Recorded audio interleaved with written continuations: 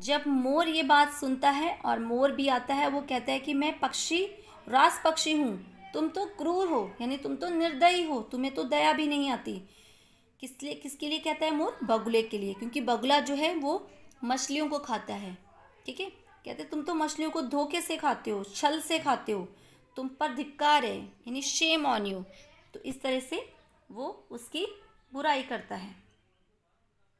कौवा कहता है कि अरे सांप खाने वाले। अब कौवा आकर मोर की बुराई करता है। कौवा कहता है कि अरे सांप खाने वाले, क्योंकि सांप जो है वो मोर को खा जाता है। सांप खाने वाले, नाचने के अलावा क्या कुछ और भी जानते हो? मोर कहते हैं मूर्ख, मेरा नृत्य प्रकृति की आराधना है, यानी मेरा जो नाच है वो प्रकृति की पूजा है। देखो मेरे पंख कितने सुंदर हैं, मेरा स्वर सुनकर कोयल भी लज्जित होती है, मेरे सिर पर बनी कलगी मेरा मुकुट है, इसलिए मैं पक्षी राज हूँ। कोयल आते हुए, सुनो मोर, अपनी बड़ाई मत करो। यानी अब कोयल जो है वो मोर की बात जब सुनती है, फिर वो कहती है कि अपनी बड़ाई मत करो। भले ही लोग कहते हैं कि कौवा काला कोयल भी काली, पर मेरी सब तारीफ करते हैं, क्योंकि मेरी बोली जो है वो मीठी है। तो आप सबने भी देखा होगा, जो कोयल है और कौवा है वो दोनों का रंग काला होता है, लेकिन उनमें फ़र्क क्या है? सिर्फ उनकी बोली का। कौवे की आवाज़ कर्कश होती है, थोड़ी सी मन को छुभने वाली होती है, लेकिन कोयल की बोली मीठी होती है। तो इस टाइप से कोयल अपनी बड़ाई करती है। तभी कौवा कहता है कि अरे कोयल, अगर मैं तुम्हारे बच्चों का पालन ना करूं तो कोयले कहाँ से हूँ, इसलिए मैं दयालु हूँ और मैं ही पक्षी सम्राट हूँ। तो बच्चों यहाँ पे क्या तुम्हें पता है, जो कौवा होता है वो ही कोयल के बच्चों का लालन पालन करता है, क्योंकि कोयल जो है अक्सर अपने अंडे जो है वो कौवे के घोंसले में देती है। ठीक है, ताकि वो उसके बच्चों का लालन पालन करे। तो इस तरीके से कौवा कहता है कि मैं ही तुम्हारे बच्चों का पालन करता हूँ। अब राजहंस कहता है शांत हो जाओ, शानाय पे होने के कारण मैं ही पक्षियों का राजा हूँ। तो इस तरह से सभी पक्षियों में आपस में बहस होती है, यानी सभी एक दूसरे को श्रेष्ठ कहते हैं।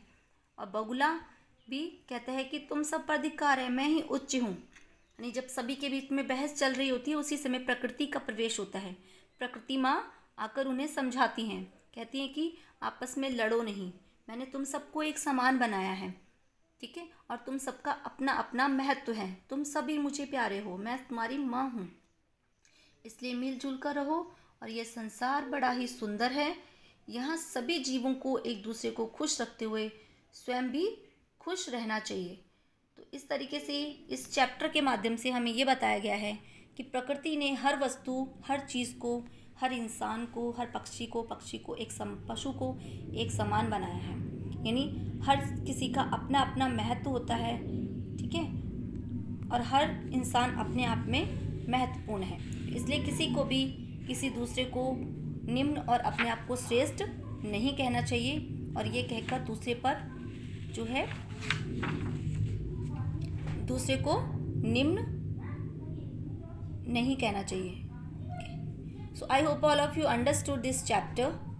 So guys, students, please write this word meaning in your notebook, this word meaning and these difficult words.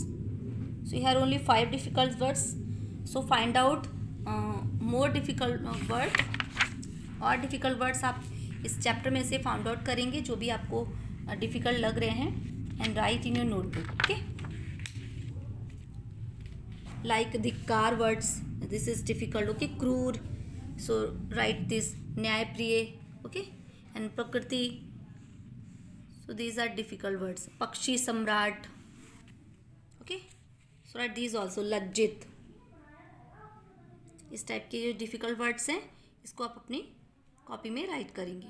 Okay, thank you, have a nice day.